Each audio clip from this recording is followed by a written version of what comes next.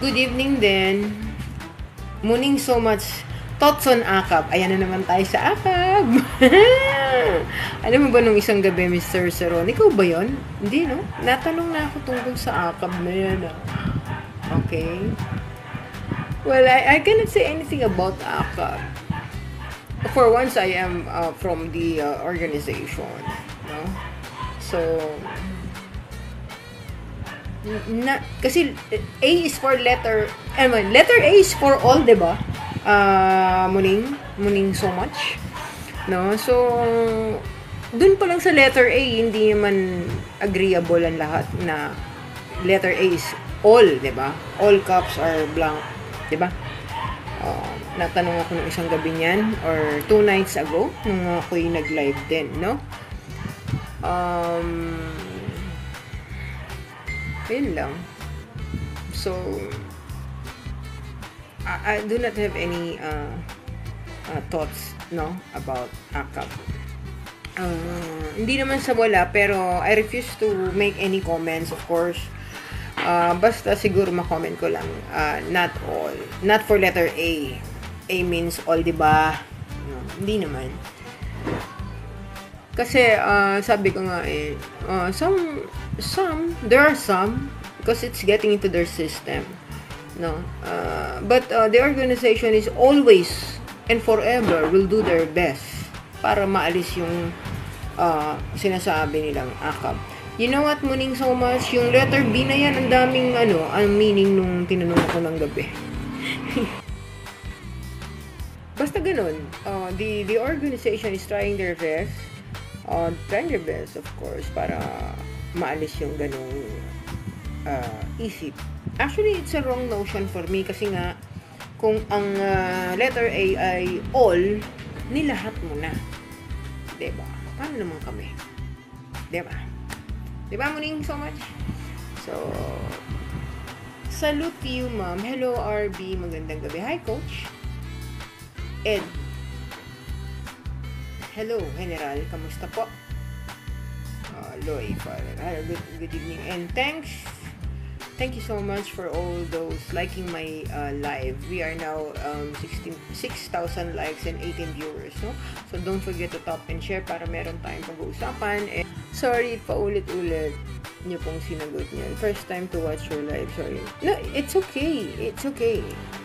Okay lang. Pero yun nga, wala akong masabi tungkol doon. Hi Jay, good evening. Sabi daw doon, all caps are blank. Diba? Nagkaroon pa nga ako dyan ng warning kasi may nagsulat. Pero yung pagkakasulat niya, hindi niya na kinompleto, no? Yan lang. Hindi naman. For me, hindi, not all.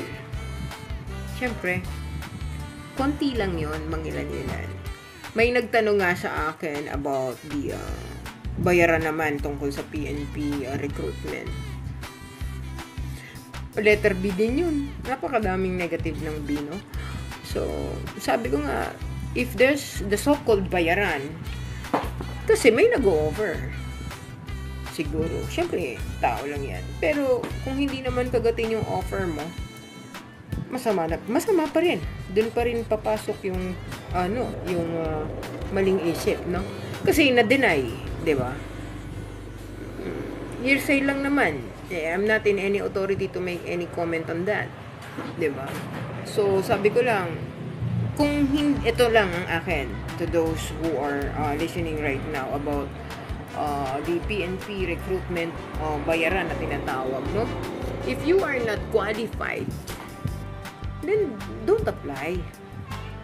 Do not insist, 'di ba, na makasali ka sa PNP organization if you don't meet the requirements, para hindi ka na mag-o-offer ng kung ano-ano tas madi-deny ka. Tas pag na-deny ka, sa loob mo, pamamalita mo na ganito, ganun, 'di ba? Kaya basta ako kapag may tanong na ganyan, nanggagaling din naman dun sa applicant siguro. 'Di ba? Kapag may ganyang usapan lang yan. Kwento nila yun eh. Kwento mo yan, siyempre, bida ka riyan. Tama ba? But I don't believe in that. No? Hanggat hindi nakikita ng ating mga mata yung transaction tungkol dyan. Still, I don't believe.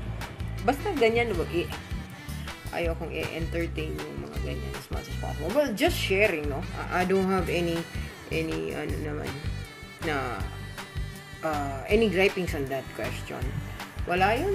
Basta ang sagot ko lang doon, well, kwento mo yan eh. Kung may alam kong may ganyan, kwento mo yan. Pero still, hanggat walang patunay, wala. Still, hearsay lang yan.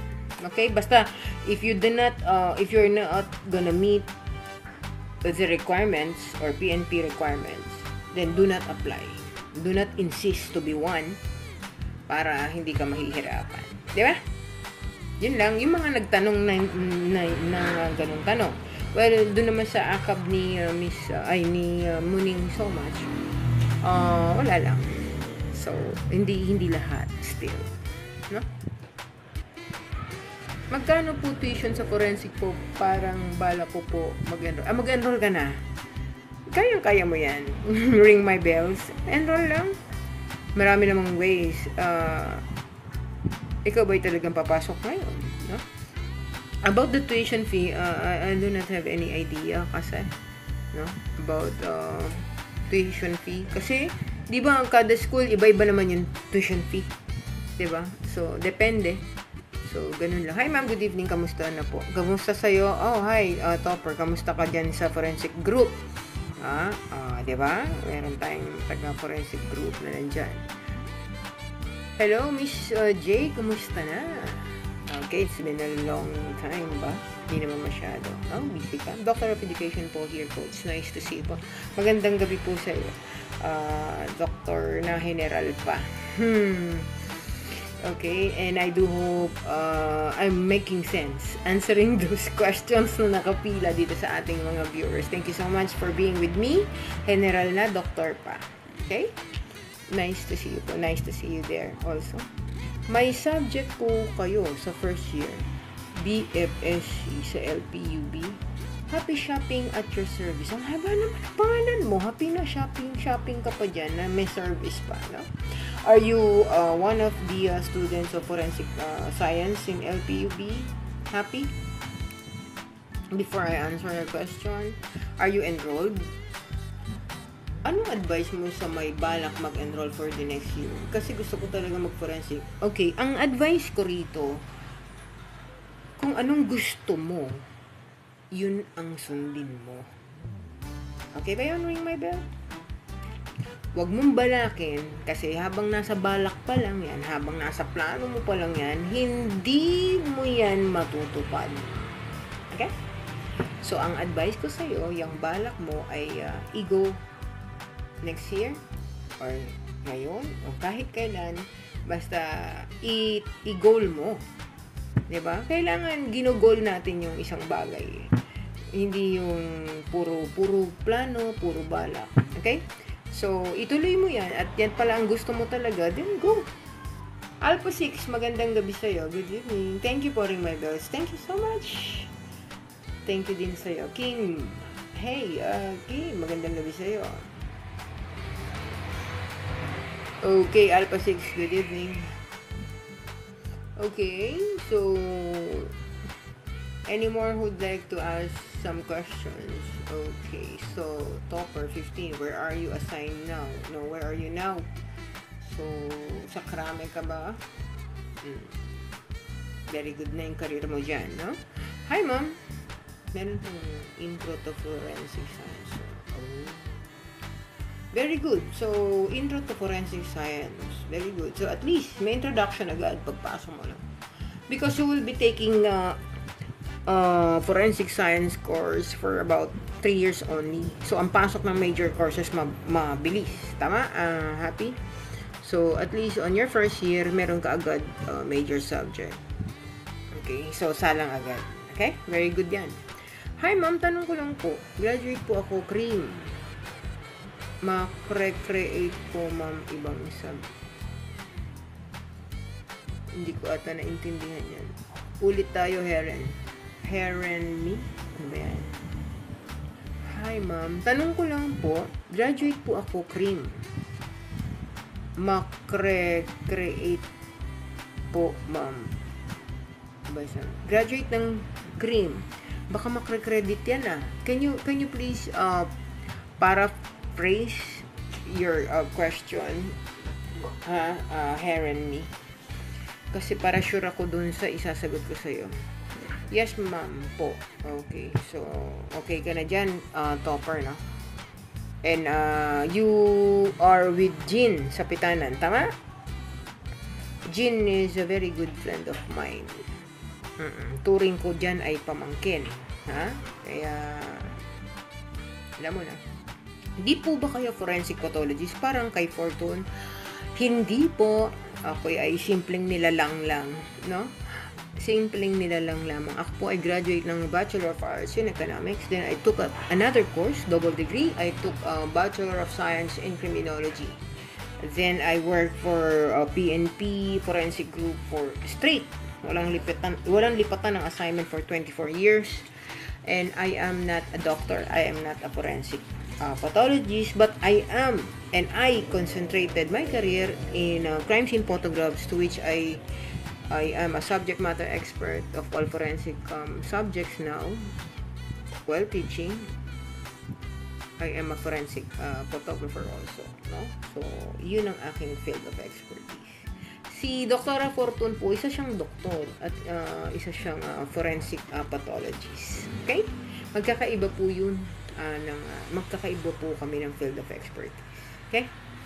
Ma'am, saan may math sa forensic science?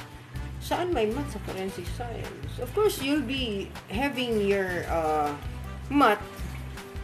Siguro yung basic lang at first, and then wala naman na. Yun lang. Lahat naman ng college may math at first, di ba? So, yun muna. And then followed by your, of course, hindi naman ganun kadami ata. May formula naman. Chemistry, kasi may konting math. But pure mathematics or pure math, wala. But I understand na meron naman kasi may basic minor subject, I guess. No? Isang beses lang ata. Not so sure pero wala. Sa forensic science subjects, walang math, of course. No? Yung mga major subject. Kasi natatakot ako sa math. Parehas tayo. Okay? So, you hate numbers, no? Kasi hindi tayo magaling dyan. Siyempre. So, wala naman. Kasi kung natatakot ka sa math, natatakot na rin ako. Diba? Parehas na tayo. Diba? Ayoko rin ng numbers. No? Meta, okay po. Thank you. Ano ba tinanong ni Meta? But anyway, sige. You're welcome. So, doon sa nagtatanong, wala naman masyadong yun lang, yung math nyo pag first year, then after nun, wala na, diba? And then of course, may konting math man, formula naman yun, mga formula, mga chem, right? Okay, Miss Sheila, are you a graduate of CRIM? So, criminology course, tama? BS CRIM. Graduate ka na po ba? Okay, kung graduate ka na, you will be bringing your TOR, pa-evaluate mo sa registrar. You need to let the registrar evaluate your TOR. Kung nakakuha ka ng mga forensic subjects at ito ay parehas ng description sa forensic science course, of course, they might consider that, no, credited yan. Number of hours, number of units, same description, yun ang labanan dyan. But, of course, hindi ako registrar, no? Pero, yun lang naman din yun. So, at least, ano mo po sa kanila yan. Meron makakredit, bakit naman hindi? Okay? So, if graduated ka from this Bachelor of Science in Criminology, bring your transcript of record to your registrar, and then, ask mo sila kung ano yung makikredit sa'yo pagdating sa forensic. Okay? Number of hours, number of units, same description, for sure, meron yan. Okay?